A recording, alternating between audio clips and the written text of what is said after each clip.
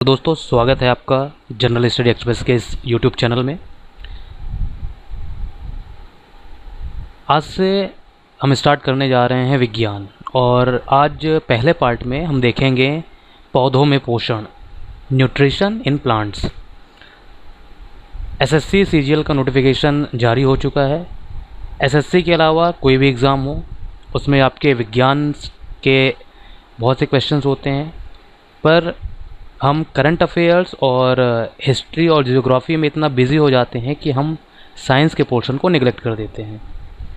तो आज से हम स्टार्ट करेंगे साइंस, ठीक है। तो आज हम इस वीडियो में देखेंगे पौधों में पोषण के बारे में। तो आइए स्टार्ट करते हैं। सभी जीवों को भोजन की आवश्यकता होती है, चाहे वह पौधे हों या फिर जीव जंतु। पौधे अपना भोजन स्वयं बनाते हैं और मानव सहित कोई भी प्राणी अपना भोजन स्वयं नहीं बना सकते। वे या तो पौधों का आहार ग्रहण करने वाले जंतुओं से अपना भोजन प्राप्त करते हैं। पौधों में पोषण विधि की बात करें हम तो पौधे जल, कार्बन डाइऑक्साइड एवं खनिज की सहायता से अपना भोजन बनाते हैं। पौधों को भोजन बनाने के लिए जल की आवश्यकता होती है, कार्बन डाइऑक्साइड की आवश्यकता होती है एवं खनिज की आवश्यकता होती है। पोषण विधि की बात करें हम तो इसे आप दो भागों में बांट सकते हैं, स्वपोषी और विषमपोषी। पोषण सजीवों द्वारा भोजन ग्रहण करने एवं इसके उपयोग की विधि को कहते हैं, और पोषण की वह विधि जिसमें जीव अपना भोजन स्वयं संश्लेषित करते हैं स्वपोषण कहलाते हैं, और ऐसे पौधों को स्वपोषी कहते हैं, ठीक है। तो पोषण की वह विधि जिसमें जीव जंतु अपना भोजन स्वयं संश्लेषित करते हैं स्वपोषण कहलाते हैं, और ऐसे पौधों को स्वपोषी कहते हैं। विषमपोषी पोषण की वह विधि है जिसमें जीव अपना भोजन स्वयं नहीं संश्लेषित करते और वे अपने भोजन के लिए दूसरों पर डिपेंड रहते हैं। अब अगर संश्लेषण की प्रक्रिया में सबसे इम्पॉर्टेंट पार्ट अगर कोई है तो वह है आपका पत्तियाँ। पत्तियाँ पौधों की खाद्य फैक्ट्रियां हैं, आप इसे ऐसा कह सकते हैं। पौधों में खाद्य पदार्थों का संश्लेषण उनकी पत्तियों में होता है, ठीक है। यानी कि सभी कच्चे पदार्थ पत्तियों तक पहुंचने चाहिए। मिट्टी में उपस्थित जल एवं खनिज जड़ द्वारा अवशोषित किए जाते हैं तथा तने के माध्यम से पत्तियों तक पहुंचाए जाते हैं। मैंने भी आपको बताया था कि पौधों को भोजन बनाने के लिए जल, कार्बन डाइऑक्साइड एवं खनिज की आवश्यकता होती है। तो जल एवं खनिज पत्तियों तक जड़ द्वारा अवशोषित किए जाते हैं और बाद में तने के माध्यम से पत्तियों तक पहुंचाए जाते हैं, ठीक है। तो पत्ती की सतह पर सूक्ष्म रंध्र होते हैं और उन्हीं रंध्रों द्वारा वायु में, हमारे वायुमंडल में जो कार्बन डाइऑक्साइड है वह कार्बन डाइऑक्साइड पत्तियों में प्रवेश करती है। तो तीनों चीज़ें पत्तियों तक पहुंच जाती हैं, जड़ के द्वारा जल एवं खनिज, और पत्तियों की सतह पर उपस्थित सूक्ष्म रंध्रों द्वारा CO2। जल एवं खनिज वाहिकाओं द्वारा पत्तियों तक पहुंचाए जाते हैं। अगर हम इस डायग्राम में देखें, ठीक है, कोशिकाएं जिन्हें कहते हैं,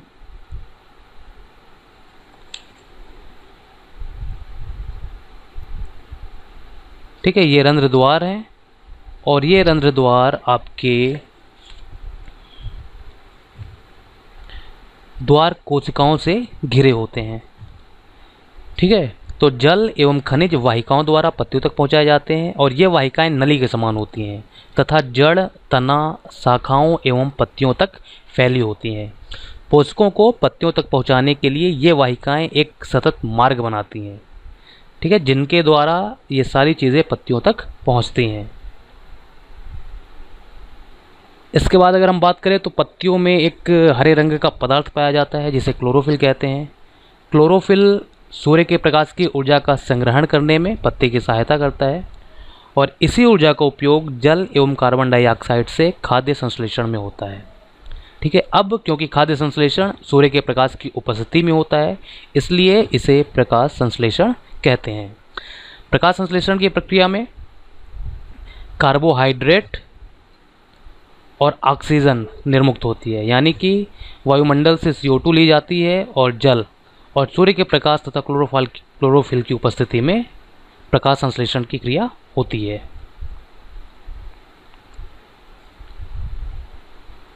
ये प्रकाश संश्लेषण की प्रक्रिया का डायग्राम है। यहाँ पर आप देख सकते हैं कि पत्ती जो है सूर्य से ऊर्जा प्राप्त कर रही है। इसके अलावा वायुमंडल से कार्बन डाइऑक्साइड ग्रहण करती है। पत्तियों में क्लोरोफिल नाम का वर्णक होता है।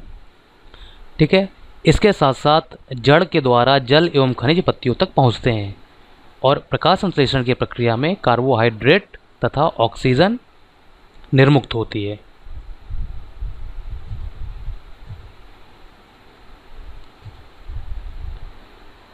अब अगर हम बात करें, अभी हमने देखा था सिर्फ कार्बोहाइड्रेट के बारे में।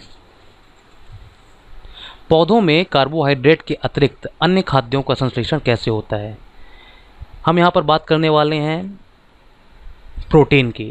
प्रोटीन जो होता है वो नाइट्रोजनी पदार्थ है, यानी कि प्रोटीन में कार्बन, ऑक्सीजन, हाइड्रोजन के साथ साथ नाइट्रोजन भी होता है, जबकि कार्बोहाइड्रेट में कार्बन, ऑक्सीजन एवं हाइड्रोजन होता है। अब पौधों को नाइट्रोजन डायरेक्ट नहीं मिलता। हमारे वायुमंडल में नाइट्रोजन सबसे ज़्यादा मात्रा में पाई जाती है, लेकिन पौधे डायरेक्ट वायुमंडल से नाइट्रोजन नहीं ले सकते। ठीक है, तो वायु में नाइट्रोजन गैसीय अवस्था में प्रचुर मात्रा में पाई जाती है, लेकिन पौधे इसका अवशोषण इसी अवस्था में नहीं कर सकते हैं।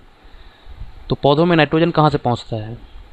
मिट्टी में कुछ विशेष जीवाणु होते हैं जो गैसीय नाइट्रोजन को उपयोगी यौगिकों में परिवर्तित कर मिट्टी में निर्मुक्त करते हैं। हम यहाँ पर बात कर रहे हैं राइजोबियम की।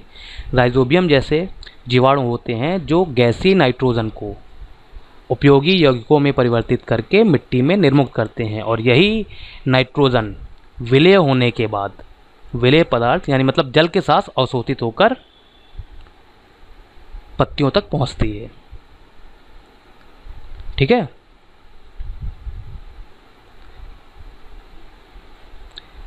अब अगर हम बात करें पौधों में पोषण की अन्य विधियों की, तो सबसे पहले नाम आता है विषमपोषी प्रणाली का। विषमपोषी प्रणाली मतलब आपने देखा होगा कभी कभार पौधों में पीले रंग की रस्सीनुमा संरचना दिखाई पड़ती है। ये रस्सीनुमा संरचना अमर बेल का पौधा है। ठीक है, अमर बेल में क्लोरोफिल नहीं होता है और ये अपना भोजन उस पौधे से प्राप्त करते हैं जिस पर ये आरोहित होते हैं। ठीक है, तो जिस पौधे पर ये आरोहित होते हैं वह पौधा परपोषी कहलाता है और अमरबेल जैसे पौधे परजीवी कहलाते हैं। ठीक है, तो अमरबेल विषमपोषी प्रणाली का उपयोग करता है पोषण के लिए। इसके बाद एक विधि होती है कीट भक्षी प्रणाली। कीट भक्षी प्रणाली में क्या होता है, अगर हम एग्जाम्पल लें कीट भक्षी प्रणाली का, अगर हम एग्जाम्पल लें तो यह घटपर्णी या पिचर पौधे का एक डायग्राम है।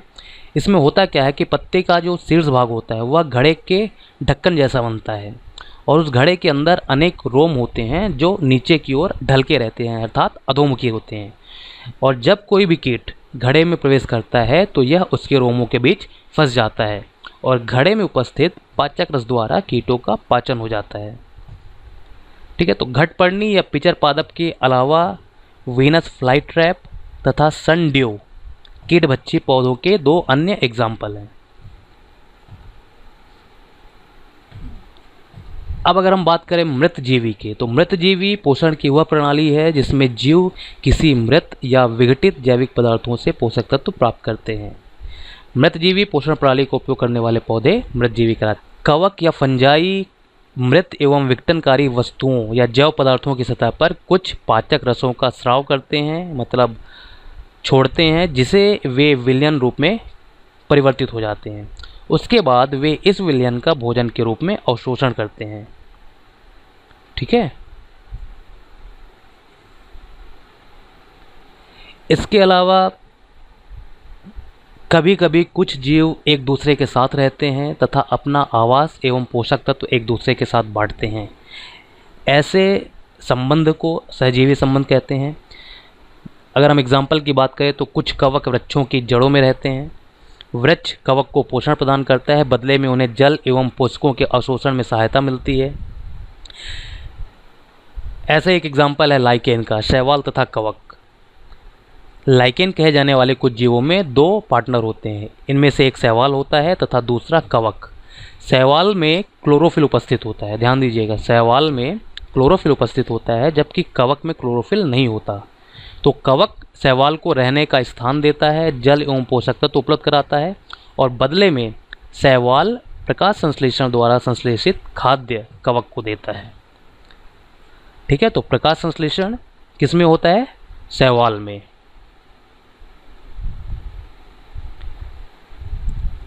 अब अगर हम बात करें कि मिट्टी में पोषकों की पुनः पूर्ति किस प्रकार होती है, भाई जो भी नाइट्रोजन है वह जड़ों द्वारा अवशोषित कर लिया जाता है और पत्तियों तक पहुंचाया जाता है। तो मिट्टी में पोषकों की पुनः पूर्ति किस प्रकार होती है? इसके लिए क्या किया जाता है? भूमि में उर्वरक तथा खाद को मिलाया जाता है। ठीक, इसके अलावा कुछ ऐसे जीवाणु होते हैं राइजोबियम, जो कि वायुमंडल में उपस्थित नाइट्रोजन को विलेय पदार्थों में परिवर्तित कर देते हैं। इसीलिए दालों की फसलों के लिए नाइट्रोजन जैसे उर्वरक देने की आवश्यकता नहीं पड़ती। और यही नहीं, दाल की फसल उगाने के बाद अगली फसल के लिए भी उर्वरकों की आवश्यकता नहीं पड़ती है। तो इस प्रकार उर्वरक तथा खाद मिलाकर और जीवाणु राइजोबियम जो होते हैं उनके द्वारा वायुमंडलीय नाइट्रोजन को विलेय पदार्थों में परिवर्तित कर दिया जाता है और पोषकों की मिट्टी में पुनः पूर्ति होती है। तो आज हमने इस वीडियो में बात किया है पौधों में पोषण के बारे में। आप कमेंट करके हमें ज़रूर बताएं कि आपको ये वीडियो कैसा लगा। तो मिलते हैं नेक्स्ट वीडियो में, तब तक के लिए जय हिंद।